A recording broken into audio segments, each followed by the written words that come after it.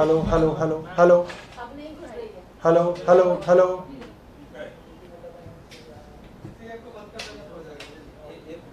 Hello hello hello hello ठीक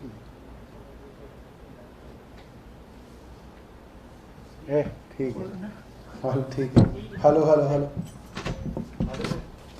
चल रहा है क्या? हेलो फिर पीछे हेलो हेलो हेलो हेलो खोलो अरे चाबी खोलो इसको।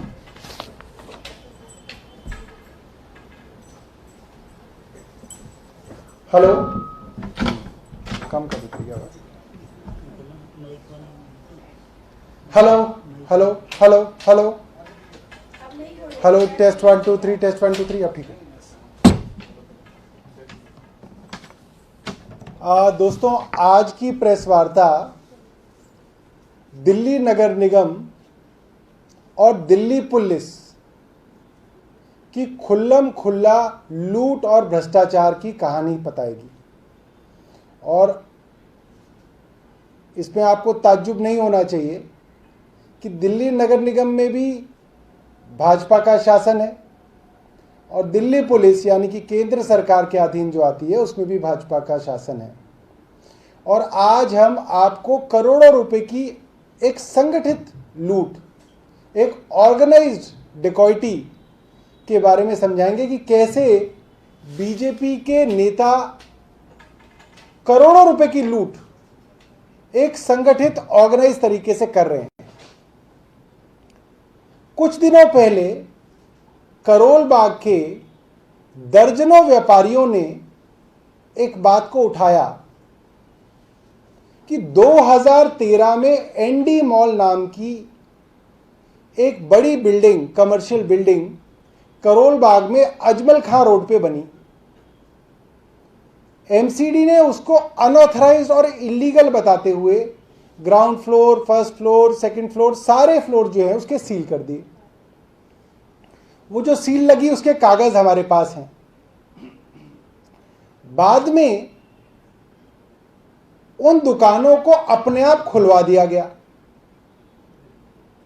और 2013 से लेकर अभी तक 2021 तक यानी कि 8 साल हो गए, उस मॉल के अंदर जगमगाते हुए शोरूम चल रहे हैं। मामला जो नजर में तब आया जब वहां के व्यापारियों ने बीजेपी के बहुत वरिष्ठ नेता हैं, मुझे लगता है इनकी ऑर्गेनाइजेशन में भी जनरल सेक्रेटरी हैं, रविंदर गुप्ता, मेयर रहे हैं, करोल बाग के पार्षद रहे हैं, उनके ऊपर एक बहुत सीरियस एलिगेशन लगाया कि करोड़ों रुपए की वसूली करने के लिए रविंदर गुप्ता जी उनके ऊपर दबाव बना रहे हैं। और जब पूरे मामले के बारे में हमने पता किया तो समझ में ये आया, और इसके अंदर कई दुकानदार हैं जो वीडियो पे अपनी बात कहेंगे। एक मॉल बन रही थी, एक कमर्शियल बिल्डिंग बन रही थी, उसको एमसीडी में पहले सील कराया गया क्योंकि वो अनऑथराइज्ड बिल्डिंग, सील कराया गया मगर डिमोलिश नहीं किया गया। आप इस बात को समझिए, सीलिंग एक टेम्परेरी प्रोसेस होता है कि आप एक बिल्डिंग को सील कर दें और फिर 1-2 दिनों में, 2-4 हफ्तों में उसको आप डिमोलिश कर दें। आपने सील कराया, उसको डिमोलिश नहीं कराया, और फिर दुकानदारों से करोड़ों रुपए उगाए गए और इन दुकानों को चलने दिया। एक एफआईआर भी दर्ज कराई गई 2014 के अंदर, एक एफआईआर दर्ज कराई है। ऐसा नहीं है कि ये डीसीलिंग हो गई है इन कागजों, इन दुकानों की, ये बात प्रशासन की नजर में नहीं आई। बाकायदा एई, एक्सीएन, एससी और deputy commissioner Karol Bagh zone तक ये फाइल गई है। इस फाइल की नोटिंग हम आपको व्हाट्सएप पे भी देंगे। इसके अंदर लिखा है कि उन दुकानों को जिनको हमने सील किया था उनकी सील तोड़कर दुकानें शुरू कर दी गई हैं, लिहाजा इन पे कार्रवाई करनी चाहिए। और बाकायदा एसएचओ करोल बाग को चिट्ठी लेके कहा गया कि इनके ऊपर कानूनी कार्रवाई की जाए, इनके ऊपर एफआईआर दर्ज कराई जाए। और उसके बाद इस फाइल को दबा दिया गया और वहां पर पिछले 8 साल से धड़ल्ले से सारी दुकानें चल रही हैं। अब मामला फंसा इसलिए कि दुकानदारों से दोबारा जो है पैसे की मांग रखी गई और दुकानदार ये बताते हैं कि रविंदर गुप्ता जो बीजेपी के पूर्व मेयर हैं, उन्होंने पैसे की डिमांड रखी कि अब आप अगर इतना पैसा हमें नहीं देंगे तो हम आपकी दुकानें दोबारा से सील करा देंगे। इसका विरोध जताते हुए दुकानदारों ने मीडिया के साथियों को बुलाकर इस चीज को उजागर किया और वो मीडिया की क्लिप्स एक प्राइवेट टीवी चैनल के यहां चली। मैंने भी उसके ऊपर ट्वीट किया, उसको कोट किया और सबसे हैरानी की बात यह है क्योंकि रविंदर गुप्ता एक्सपोज हो गए, उनकी ब्लैकमेलिंग और एक्सटॉर्शन एक्सपोज हो गई, तो आज सुबह एमसीडी ने दोबारा से उस बिल्डिंग को सील कर दिया। 8 साल से जो दुकानें चल रही थी, जो मॉल चल रहे थे, वो आज सुबह सील कर दिए गए। अब इसमें कई सवाल उठते हैं। जिस समय इस बिल्डिंग को सील किया गया 2013 में, उस वक्त पार्षद कौन थे? रविंदर गुप्ता थे और छोटे मोटे पार्षद नहीं थे, बाकायदा मेयर थे। बड़ी पावरफुल पोजीशन है। मेयर रहते हुए ये कैसे संभव है कि कोई बिल्डिंग सील हुई हो मगर डिमोलिश ना हुई हो? सवाल नंबर 1 हमारा। सवाल नंबर 2, एक मॉल जिसको आपने सील किया, डीसी तक उसकी फाइल गई, फिर उसकी सील तोड़ दी गई, उसकी फाइल डीसी तक गई, एसएचओ को शिकायत गई, एफआईआर दर्ज हुई, तो ये कैसे संभव है कि 8 साल से इसके बावजूद वो दुकानें चल रही थी और कहीं चोरी छुपे नहीं चल रही थी, खुल्लम खुल्ला मॉल में चल रही थी? तो क्या रविंदर गुप्ता को समझ में नहीं आया? रविंदर गुप्ता को पता नहीं चला? एमसीडी के इतने सारे अधिकारी हैं, उनको नहीं पता चला? पुलिस को इसकी एफआईआर दर्ज कराई थी। कम से कम भी पुलिस, अगर बहुत घोर भ्रष्टाचारी एसएचओ होगा तो भी कम से कम उसने अपने आईओ को एक बार तो मॉल पे भेजा होगा कि जा भाई देख के आ जा, सील की फोटो खींच के ले आ, जिन्होंने सील तोड़ी है उनका बयान दर्ज कर ले, एमसीडी वालों के बयान दर्ज कर दे। कम से कम कोई ना कोई इन्वेस्टिगेटिंग ऑफिसर मॉल में तो गया होगा, उसने मॉल देखी तो होगी कि मॉल पूरी की पूरी चल रही है।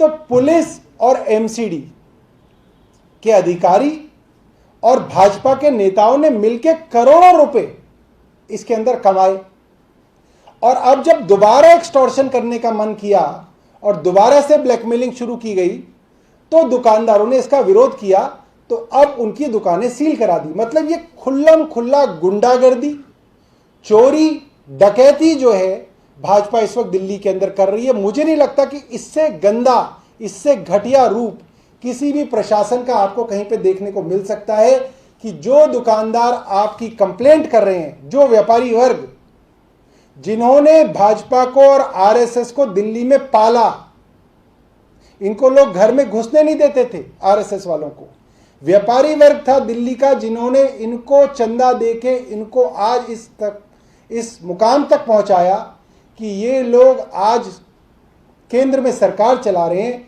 आज ये उस व्यापारी वर्ग के पीछे पड़ गए, उनकी बिल्डिंगों को सील कराते हैं, उसके ऊपर पैसा लेते हैं, काम चलवाते हैं और फिर जब मन करता है दोबारा से बहा मरोड़ के उनसे दोबारा पैसे की उगाही करते हैं। मेरा सीधा सीधा आदेश गुप्ता से सवाल है, क्या ये चोरी दिल्ली भाजपा को नजर नहीं आ रही? क्या वो रविंदर गुप्ता के ऊपर कार्रवाई करेंगे? क्या वो इनके ऊपर सीबीआई की जांच कराएंगे?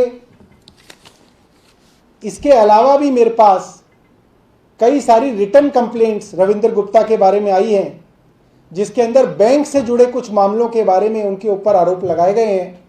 उसके बारे में हम सबूत इकट्ठा कर रहे हैं और एक और प्रेस कॉन्फ्रेंस रविंदर गुप्ता जी के बारे में हम लोग करेंगे।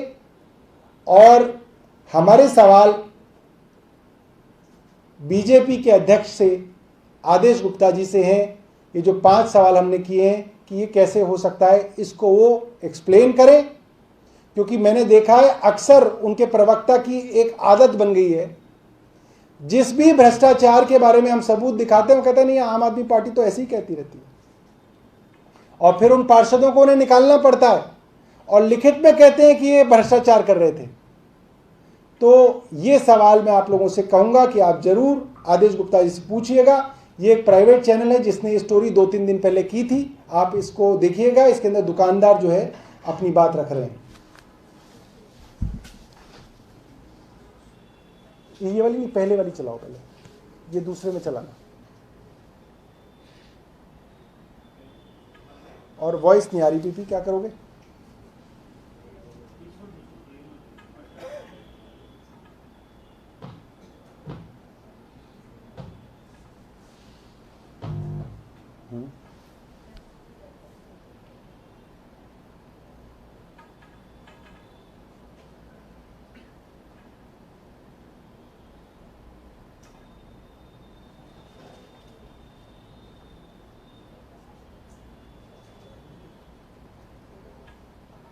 नहीं तो वो हटा दो और इस माइक यहाँ लगा दो। ये करोगे?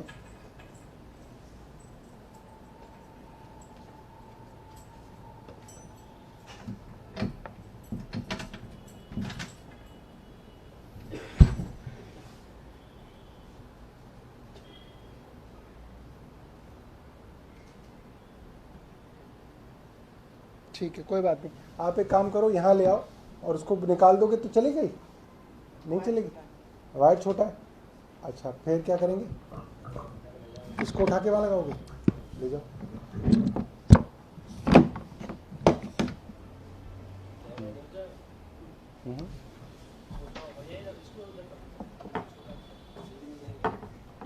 नहीं, वो आपका निकल जाएगा वहाँ से।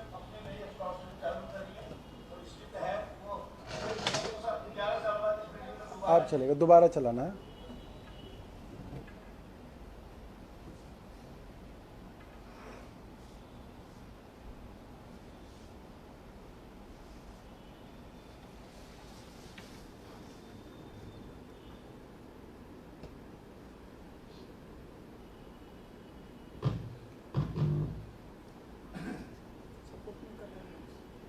अभी तो चला था, कैसे चला था?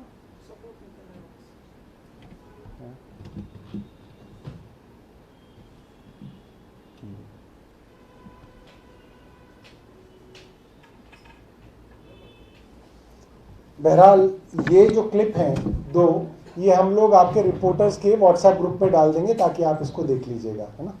ठीक है, बहुत बहुत धन्यवाद। बताइए।